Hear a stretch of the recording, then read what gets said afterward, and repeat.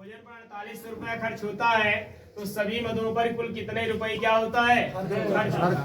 बात समझ रहे हैं? तो यहाँ देखिएगा पहले भोजन पर आइए। भोजन पर देखिएगा पहले कितना परसेंट 30% है।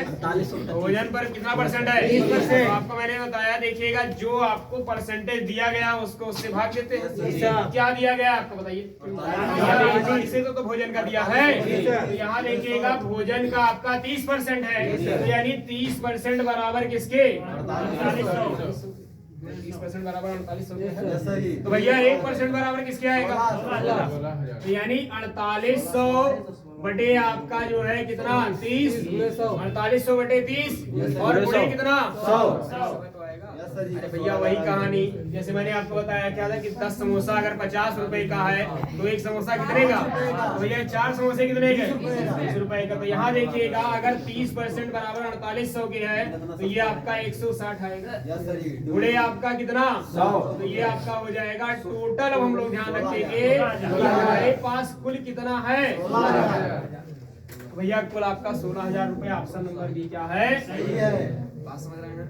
अब आइए ध्यान दीजिएगा क्वेश्चन नंबर 2 पर क्या कह रहा है परिवहन और कपड़े पर कुल। तो भैया परिवहन पर कितना है 12 है और कपड़े पर कितना है 5। तो यहाँ ध्यान दीजिएगा 12 और 5 कितना है 12 और 5। यहाँ किसका 17% कुल का ना। तो यहाँ आप लिखेंगे सर जो है 16,000 गुणे 17 बटे 100। तो आप यही गुणा करिए 16 17 0 17 छक्का 102 17 छक्का 80 नहीं 10 17 गन्नम 17 और 10 बताइएगा आपका 2720 कौन सा ऑप्शन है। बातें समझ में आ रही हैं। चलिए अगले की ओर आइए ध्यान दीजिएगा। फुटकर क्या बोल रहा है फुटकर देखिए कहीं बना है उसमें कितना परसेंट है और बताइए भोजन बना है भैया भोजन पर भी कितना है। ये कह रहा है फुटकर भोजन पर ठीक है व्यय का कितना प्रतिशत। अब मुझे इससे कोई मतलब अरे रखोगे तो कैलकुलेशन बड़ा हो जाएगा। सिर्फ आप परसेंटेज वाले से मतलब रखिए। ध्यान दीजिएगा आपको मैंने बताया था देखिए पहले मैं परसेंटेज पढ़ा चुका हूँ 20 30 का कितना प्रतिशत है तो कैसे लिखते थे बताओ भाई 20 आप ऊपर रखते थे 30 ऊपर रखते थे और 30 कहाँ रखते थे नीचे रखते थे। ये तो आप काम करते थे।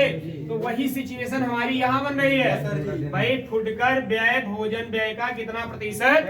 तो बताइए फुटकर कितना है 10 है भाई फुटकर कितना है 10 है।